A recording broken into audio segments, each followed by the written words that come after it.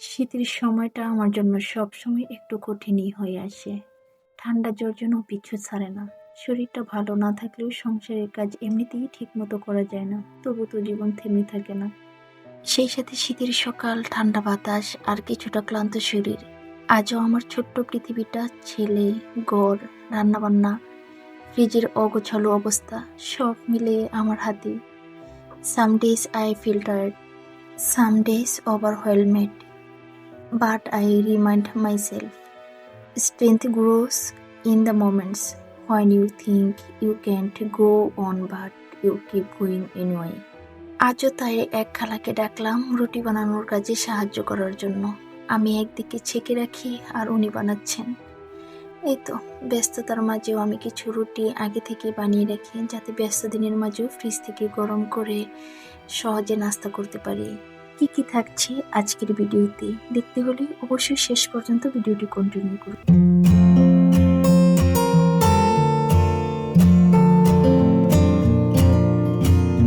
আসসালামু আলাইকুম everyone, good evening, welcome back to my new another blog video.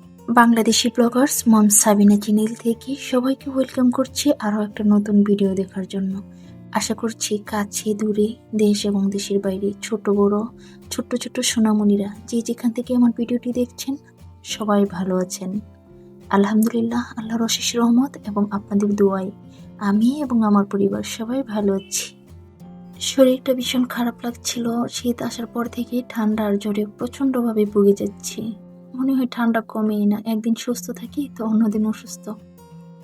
তো আজ খালাকে ডেকে রুটি বানানোর জন্য দিয়েছি। বললাম, খালা আমাকে কয়েক পিস রুটি বানিয়ে দেন।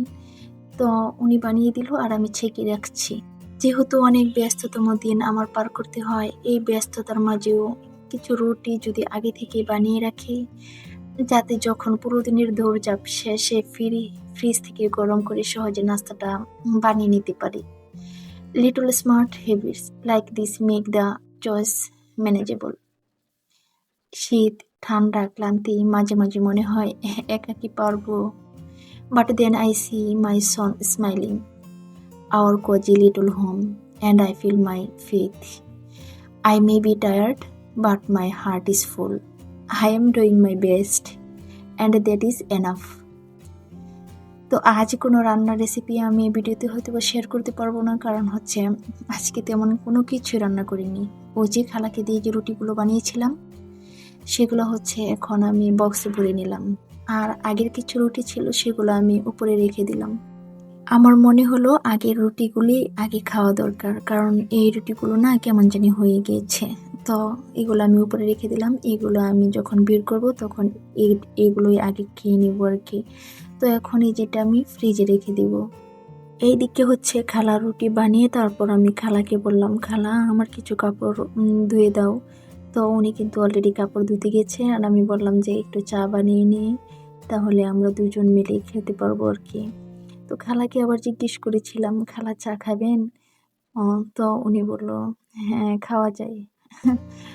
আমি আবার হচ্ছে দুজনের জন্যই খুব কড়া লিকার দিয়ে একটু চা বানিয়ে নিয়েছিলাম, সেটা আবার খেয়েও নিয়েছি। এই পর্যায়ে যে পাতলা ডাল রান্না করব ছেলেদের জন্য, তো ডালটা বাগার দিয়ে নিচ্ছি।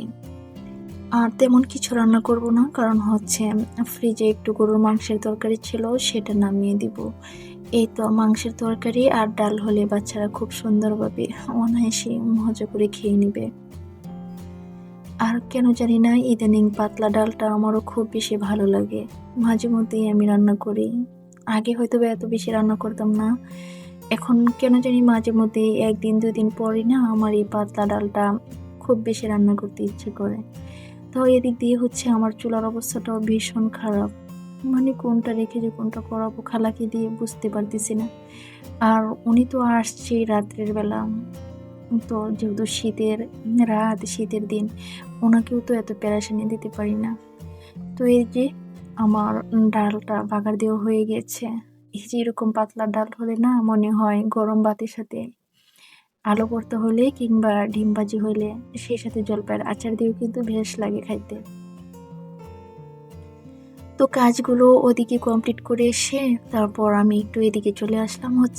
এই যে কাপগুলো রাখি যে আমি চায়ের কাপগুলো, এই কাপগুলো আমি সবসময় এখানেই রাখার চেষ্টা করি, কারণ আমি আগেও একটা ভিডিওতে বলেছিলাম চায়ের কাপগুলো যদি আমার হাতের কাছে থাকে তাহলে আমার চা খাওয়াটার সুবিধা মনেও 3 গুণ বেড়ে যায়।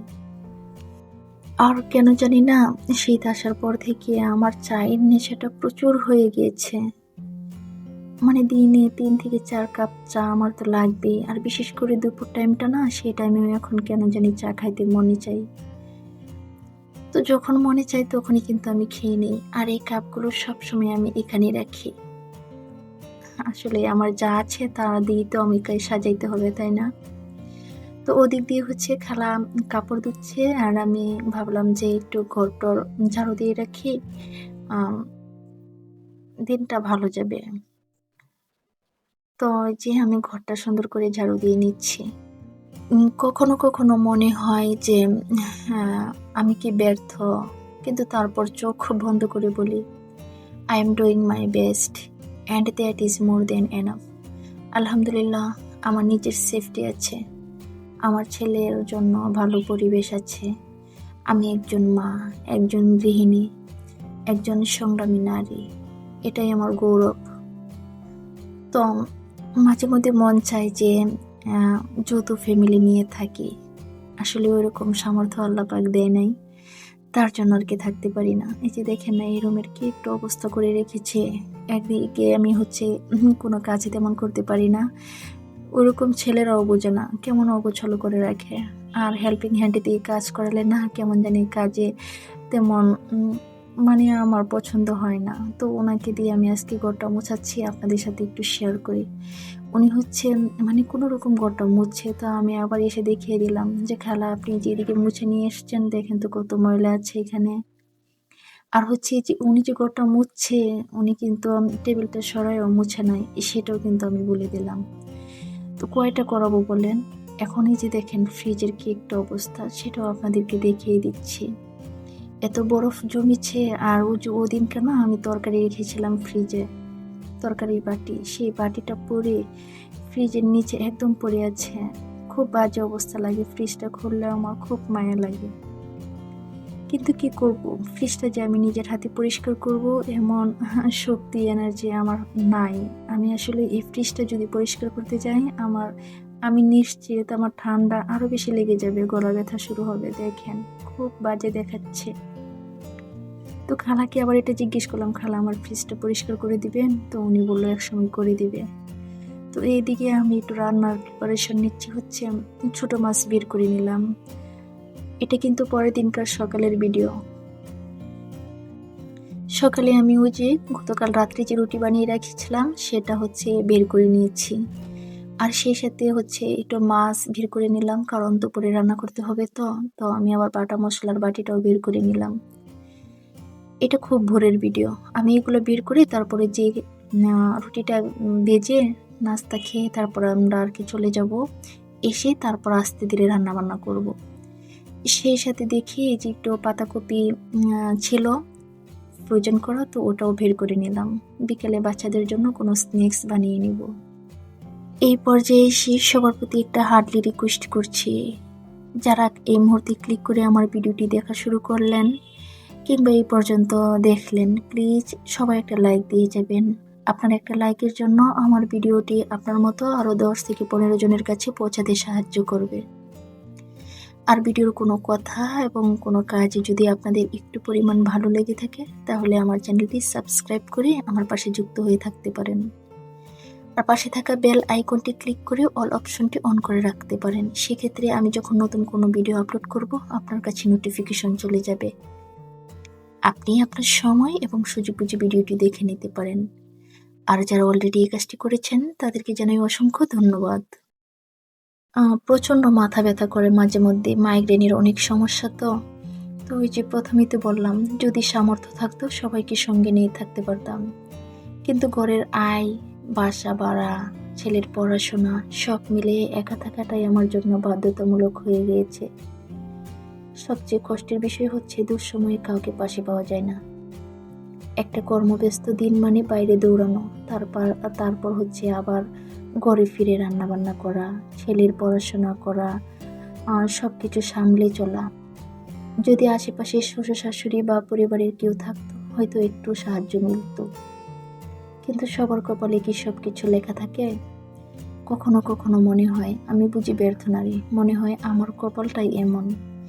কিন্তু আবার যখন একটু চুপ করে ভাবি তখন মনে পড়ে আলহামদুলিল্লাহ, আমার সন্তান আছে, শান্তিপূর্ণ একটা পরিবেশ আছে, আমার ঈমান আছে, রিজিক আছে, নিজের নিরাপত্তা আছে। আমি তো আসলেই ব্যর্থ নই। ওই আর কি, ওই সাহস আর মোটিভেশন নিয়ে এগিয়ে চলছি। তো এই যে পরদিন সকালে হচ্ছে আমি এখানে রুটি ভেজে নিচ্ছি আর 1 কাপ চা করে নিচ্ছি। আজকে সকালটা না কেন জানি প্রচন্ড খিদা লেগে গেল, তো আমি ভাবলাম নাস্তাটা করে তারপর বের হয়ে যাব। তো ওই যে বাসায় আসার সময় একটু এতে গিয়েছিলাম সুপার মলে, ওইখান থেকে কিছু জিনিস নিয়ে আসলাম। ঘরে একদম চিনি ছিল না আর হচ্ছে দুধের প্যাকেট ছিল না, তো এই দুটো নিয়ে আসতে গিয়েছিলাম। কিন্তু আমার মোটামুটি কয়েকটা সবজিও কেনা হইলো, আর এই যে জিনিসগুলোও কিন্তু আমি কিনে নিয়ে আসলাম।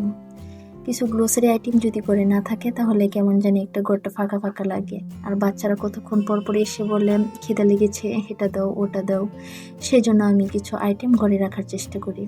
আর আমার জন্য না একটা কাপ দই নিয়ে আসলাম, অনেকদিন পর মন ছিল একটা কাপ দই খাওয়ার জন্য। আমার জামাই মাঝে মধ্যেই আমাকে এই জিনিসটা নিয়ে এসে দিত, তো এখন খুব মিস করি ওনাকে, ওনার সেই আদর, সেবা যত্ন, ভালোবাসা, স্নেহ। সত্যি আমি এখন একা হয়ে গিয়েছি। আল্লাহ আমার স্বামীকে নেক হায়াত দান করো এবং ওনার হায়াতে বারাকা দান করো, সুস্থ রাখো, সুন্দরভাবে জীবনযাপন করার তৌফিক দান করো। সেই সাথে মহান রবের নিকট আরো অনেক বেশি প্রার্থনা করি আমরা দুজন যেন মৃত্যুর আগ পর্যন্ত একে অপরের পাশে থাকতে পারি। আমার স্বামীর জন্য যেন আমি সারাটা জীবন একজন ভালো বউ হয়ে থাকতে পারি, ওনার একজন সহধর্মিণী হয়ে থাকতে পারি। আল্লাহ যেন আমাকে সেই নেক হায়াত এবং বারাকা দান করেন, আমিন। তো কথা বলতে বলতে তো অনেক কিছুই বলে ফেললাম। এদিক দিয়ে আমি চিনিটা রিফিল করে রাখলাম, কারণ হচ্ছে সাথে সাথে যদি রিফিল করে না রাখি তাহলে কাজগুলো বেজে থাকবে, আর এখন নয়তোবা পরে এগুলো তো আমাকেই করতে হবে। সেজন্য আমি সাথে সাথেই করে রাখি, তাতে হয় কি জিনিসগুলো খুব সুন্দর গোছালো হয়ে থাকে। আর এখন হচ্ছে আমার যে দইটা খাইতে মন চাইছিল সেটা খেয়ে নিচ্ছি। হ্যাঁ, প্রচণ্ড ঠান্ডা লাগছে, তারপরও হচ্ছে গলা ব্যথা, তারপরও কেন জানি মন চাইলো যে আজকে একটু আমি দই খাবো। তো এটা কিন্তু আমি আজাদ থেকে নিয়ে আসছি, আর আজাদের এই দইটা আমার ভীষণ ভীষণ ভালো লাগে। আমি মাঝে মধ্যেই এই দইটা এনে নিয়ে খাই। তো দইটা খাচ্ছি আর বড়জন এসে বলছে খালামণি আমাকে দিবা না? তো আমি বললাম না, তোমাদের দই খাওয়া যাবে না। আজকে তো অনেক গল্প করলাম আপনাদের সাথে। আপনারা সবাই আমার জন্য, আমার পরিবারের জন্য অনেক অনেক বেশি দোয়া করবেন, আমরা যেন ভালো থাকি। আর আমিও আপনাদের সবার জন্য অনেক অনেক বেশি দোয়া করি। আপনাদের ভালোবাসা, শ্রদ্ধা এবং সামান্য মনোযোগই আমার জন্য বড় শক্তি। Even in the busiest, darkest days, knowing you are listening, caring, supporting, it feeds me higher. So till we meet again, stay strong, stay kind, and never forget your worth. দেখা হয়ে যাবে আগামী ব্লগে। সে পর্যন্ত সবাই ভালো থাকবেন, সুস্থ থাকবেন। আল্লাহ হাফিজ সবাইকে। আসসালামু আলাইকুম।